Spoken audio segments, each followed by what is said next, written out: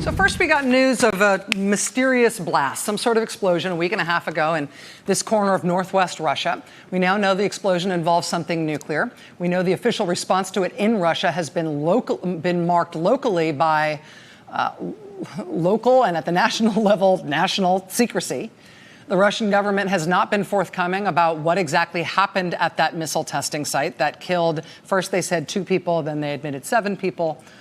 Over the weekend, national security correspondent Michael Gordon at the Wall Street Journal reported that 2 Russian monitoring stations that measure radiation, the 2 of those stations closest to the blast site, shut down mysteriously 48 hours after that explosion. These are monitoring stations that are designed to detect nuclear radiation, radioactivity in the atmosphere. And for some reason, they went silent at exactly the moment you might want to ping them to find out if they were detecting any radiation in the air after this nuclear accident.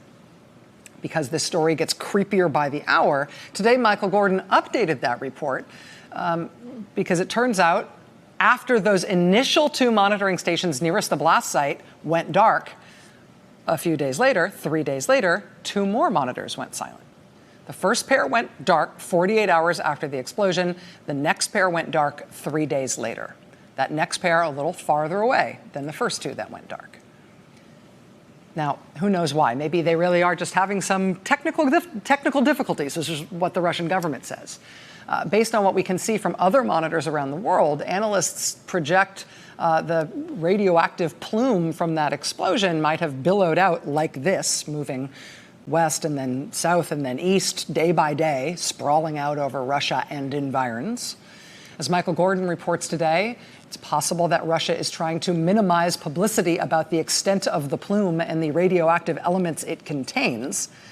But does Russia get to hide all of what happened? How much does the world get to know? And what is in that plume?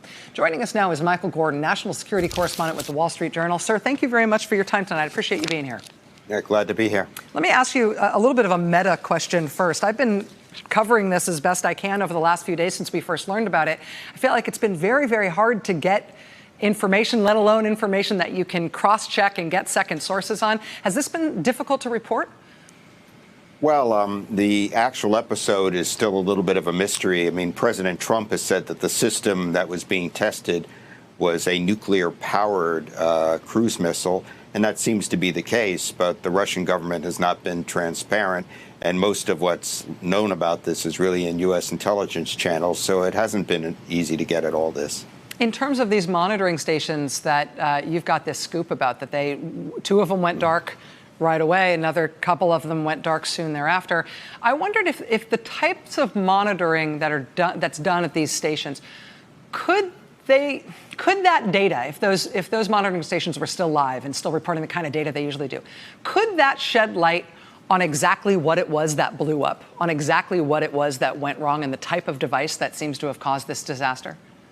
Well, the Russian government seems to think so. Rachel, what there are hundreds of monitoring stations around the world to monitor a treaty on a comprehensive nuclear test ban treaty that's been negotiated, signed by a lot of countries, but it's never quite taken effect legally. But the monitoring stations exist, and a good number of them are in Russia.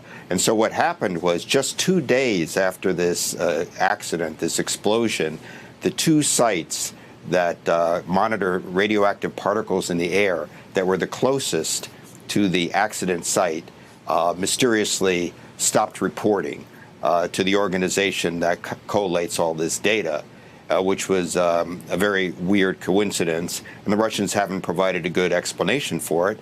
And then just a couple days later, 2 more went offline.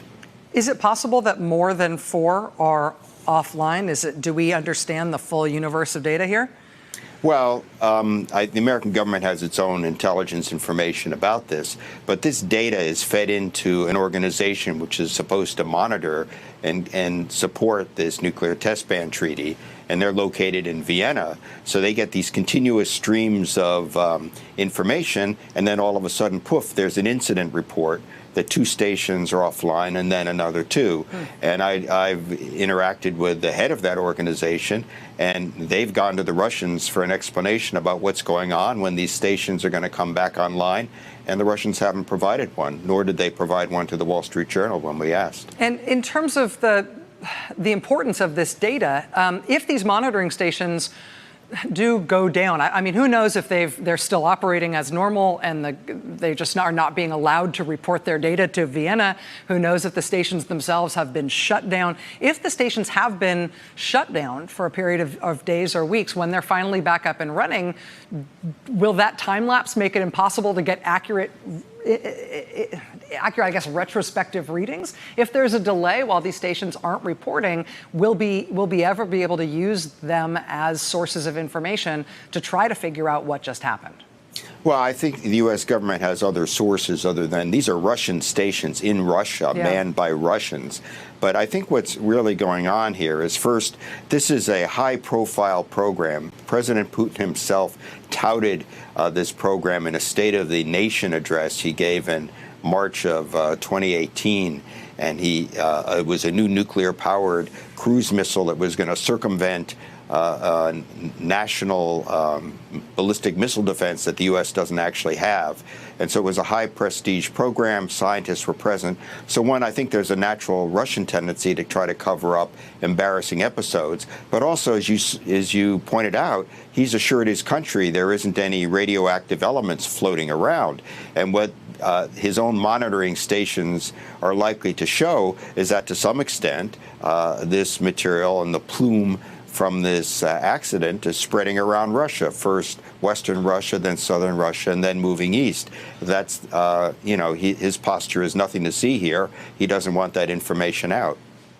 Michael Gordon, national security correspondent with the Wall Street Journal. Thank you for making time to talk to us about this tonight. Please keep us apprised. I'd love to have you back as you continue to report this out.